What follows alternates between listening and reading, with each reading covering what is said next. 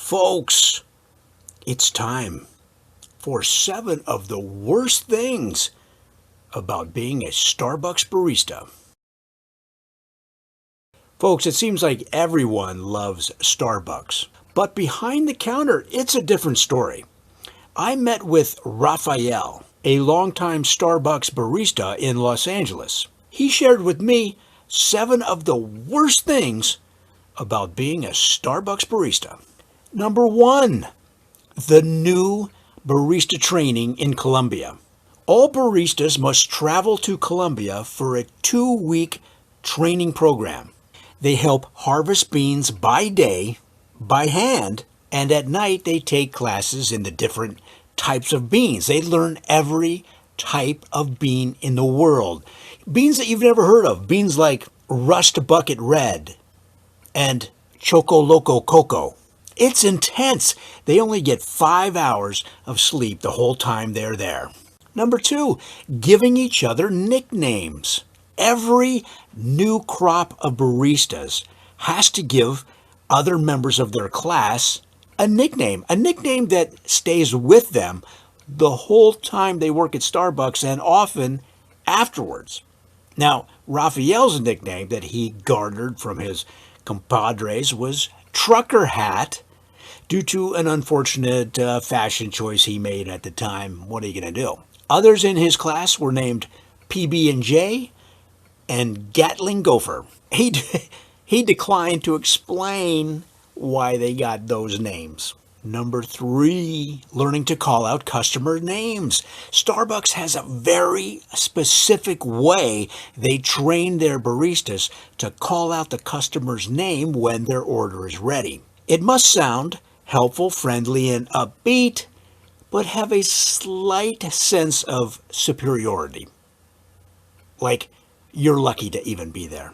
It's a delicate balance, and veterans say it takes months to perfect. Number 4, wearing a helmet. Due to new federal regulations, all Starbucks employees must wear officially approved helmets. Now, Raphael told me, he said, hey, I'm not against improving workplace safety, but it really makes it hard to get phone numbers from attractive customers when you're wearing a helmet in a coffee shop. Number 5, the new Starbucks delivery service. In order to keep up with Amazon and a flurry of upstarts that are offering food and beverage delivery service to customers' homes, Starbucks has started a new delivery service and tested it at Raphael's location. He said he really didn't like it. He said you only have 17 seconds to deliver the customer's order from the time that you leave the vehicle and deliver it and get back, which sounds like plenty of time, but the problem is if you step on a children's toy or a tricycle that's in the driveway, for example, it might add a few seconds to your time. And if you go over 17 seconds, you get a warning delivered to you immediately via email with a link to a video from Howard Schultz, head of the entire company, who gives you a warning. He says that after the first one, you only have 2 more chances, and then, unfortunately, they have to let you go. But the good thing is, Raphael said, they give you a positive recommendation to work at Burger King. Number 6, mooching relatives. Raphael said one of his pet peeves is friends and family coming into Starbucks and asking for a wink, wink, nudge, nudge free drink. Hey, it's Starbucks. This ain't Dunkin' Donuts. You know, we're charging $5 for a coffee. I might be able to give out a couple, but 10, 20 people asking for free drinks every week. What the hell? He said, hey, I don't come to your retail store and ask for free running shoes.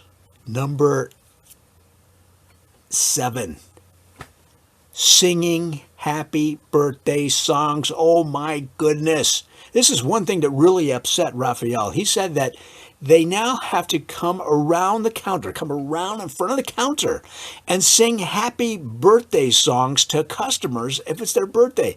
I said, what the heck? Is this Chi-Chi's in 1985? He said, I'm glad it's your birthday, but please celebrate it somewhere else. Somewhere else. Because when we're singing happy birthday to you, he said, you're just holding up the line. Folks, that has been 7 of the worst things about being a Starbucks barista. But you don't have to worry about that. All you have to do is comment, like, and subscribe.